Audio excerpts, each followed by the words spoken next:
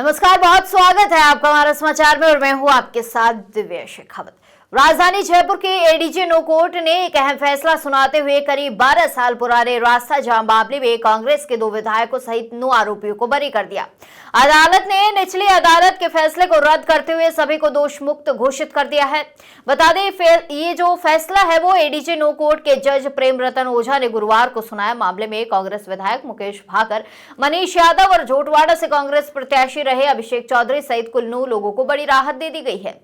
क्या था मामला? दरअसल ये मामला 13 अगस्त 2014 का है, जब आरोपियों पर राजस्थान यूनिवर्सिटी के मुख्य गेट के बाहर जेएलएन मार्ग को करीब 20 मिनट तक जाम करने का आरोप लगा था। पुलिस ने इसे सार्वजनिक रास्ता बाधित करने और कानून व्यवस्था प्रभावित करने का मामला मानते हुए कार्रवाई की थी। करीब 2 साल बाद 11 अगस्त 2016 को पुलिस ने सभी आरोपियों के खिलाफ चालान पेश किया था। इसके बाद मामला अदालत में चला और ट्रायल शुरू हुआ। इसी के साथ निचले अदालत का फैसला भी सुन लीजिए। करीब 10 महीने पहले एसीजेएम 19 कोर्ट ने इस मामले में सभी 9 आरोपियों को दोषी मानते हुए 1-1 साल की सजा सुनाई थी। अदालत ने माना था कि आरोपियों ने अवैध रूप से एकत्रित होकर रास्ता जाम किया और कानून का उल्लंघन किया। वहीं ऊपरी अदालत में चुनौती दी गई। दरअसल निचली अदालत के फैसले को आरोपियों ने उच्च अदालत में चुनौती दी। बचाव पक्ष की ओर से अधिवक्ता जितेंद्र भाकर ने कोर्ट में दलील दी कि सजा बिना ठोस साक्ष्यों के दी गई है। उन्होंने बताया कि ट्रायल के दौरान मामले के जांच अधिकारी आईओ के बयान तक दर्ज नहीं किए गए। साथ ही केवल 3 पुलिसकर्मियों के बयानों के आधार पर दोषी ठहराना न्याय संगत नहीं है। कोर्ट ने कहा कि सुनवाई के बाद जो एडीजे नो कोर्ट ने माना है कि निचली अदालत का फैसला विधि सम्मत नहीं था और पर्याप्त साक्ष्यों के अभाव में आरोप सिद्ध नहीं होते।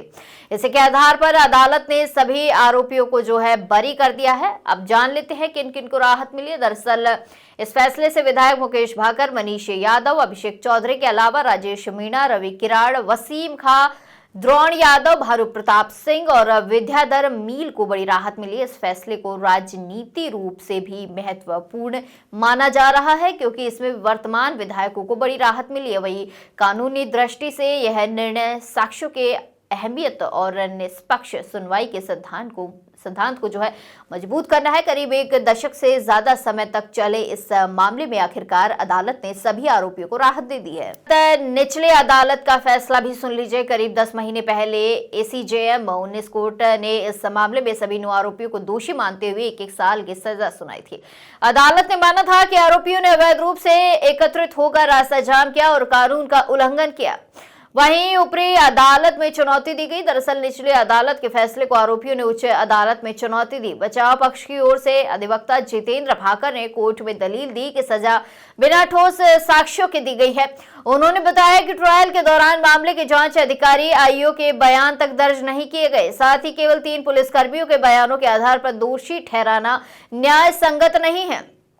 कोर्ट ने कहा कि सुनवाई के बाद जो एडीजे नो कोर्ट ने माना है कि निचली अदालत का फैसला विधि सम्मत नहीं था और पर्याप्त साक्ष्यों के अभाव में आरोप सिद्ध नहीं होते।